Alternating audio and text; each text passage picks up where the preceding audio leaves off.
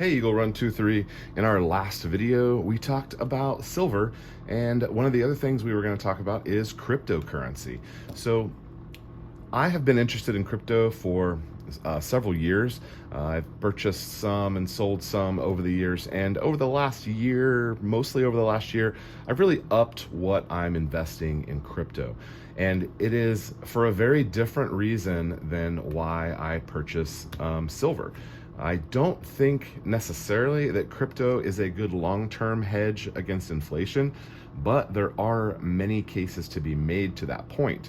So if you're interested in crypto for wealth preservation, that's something that you maybe could look into. I don't have any recommendations for you directly on that, but it is out there and it's a possibility. So where silver and crypto differentiate in the wealth preservation of hedge against inflation, there are lots of ups and downs in the crypto market. It changes minute, hour, day, week, changes constantly.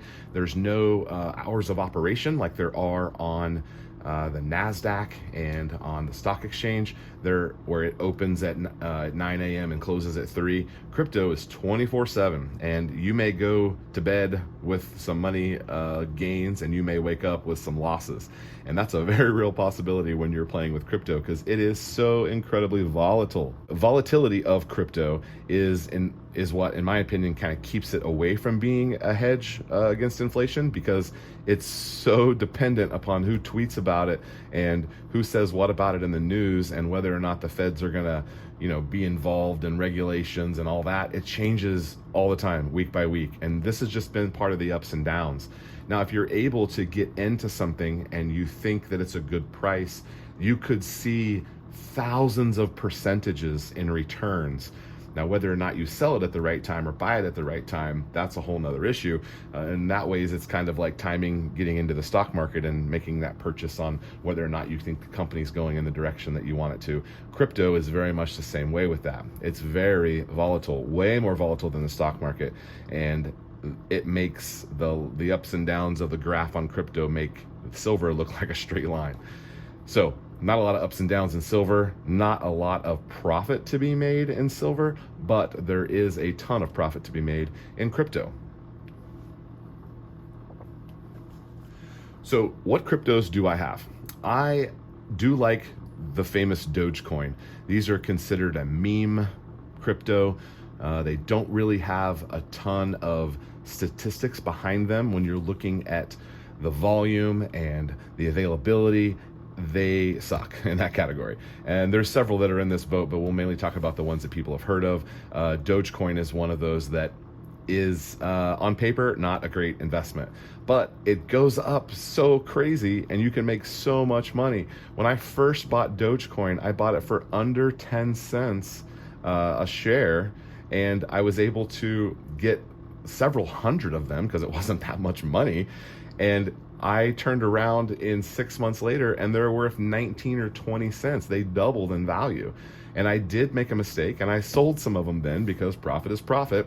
I sold some of them, and then when it went down, I was able to buy back in, and then it went back to where it was like 40 and 50 cents a share, where that's a huge return on your investment. When I only put a couple $100 in there, and I was looking at $1,500 at the end of that. And I did not sell it because I thought it was going to $1, and it didn't. It came right back down to 19 cents, but that's just part of the up and down. If you're interested in like gambling or horse races or things like that, you'll really enjoy the ups and downs and the deep dive on information in cryptocurrency.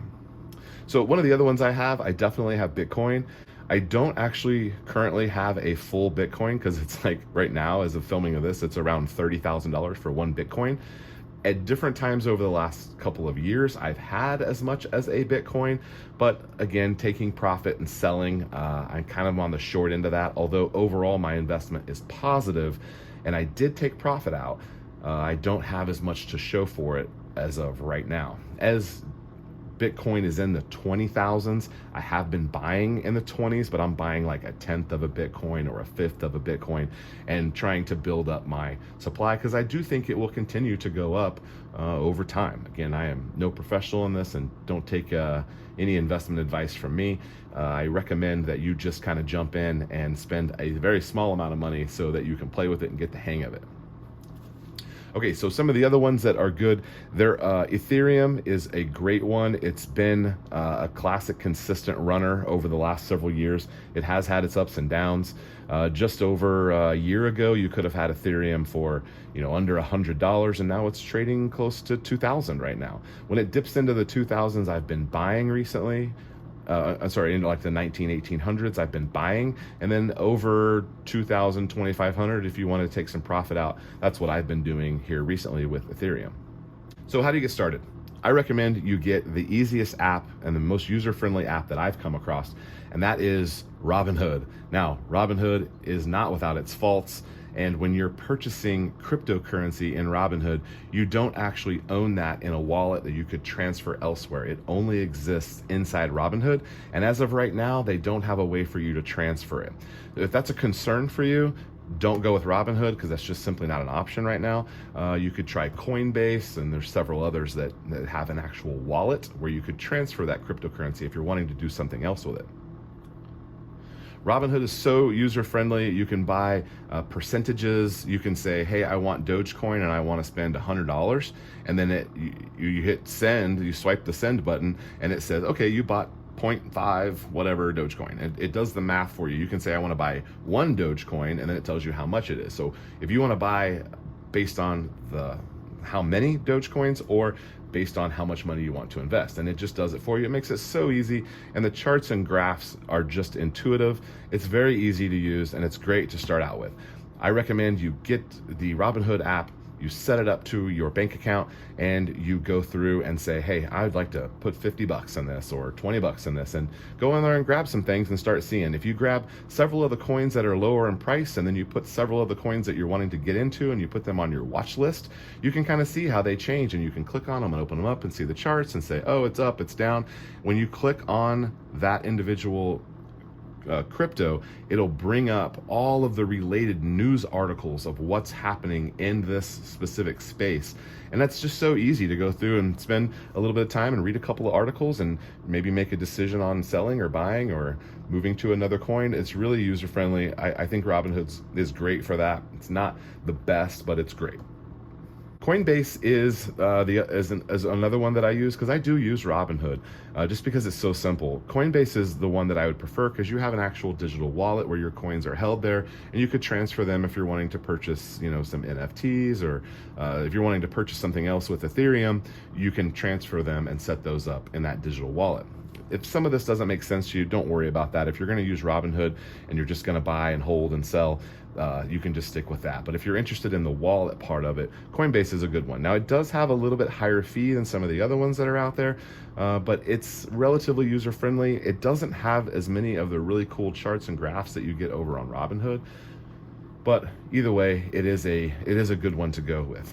You can see some of the news articles and things like that, but it's harder to tell what did I buy last time and where am I at now. It kind of just says, here's my wallet. You've got 300 bucks invested in whatever cryptocurrency, and it just shows you that. You'd have to actually click on it and get into it to see, oh, I bought 10 shares at $2.98 and now it's at $4 or whatever. It's a little bit not quite as easy to see all of the information, but again, having it in the wallet is valuable. Okay, so there is a scratch the surface jump into cryptocurrency. Again, there's probably some better tutorials out there than me. I'm not really in that crypto space on YouTube. We kind of mostly sharpen things and talk about ammunition, but it is something that I'm interested in, and I think a lot of preppers are. So the best thing to do is just jump in there with 20 bucks and kind of play around with it. You're not going to hurt yourself too bad if you're only investing, 20 bucks. And I think that's a great spot to start with, 20 or 50 bucks, and kind of see what you think. All right, Eagle Run 23. We'll see you next time. Hope you enjoyed this topic. Make sure you leave a comment. Let me know what you're thinking down below, and we'll see you on the next video.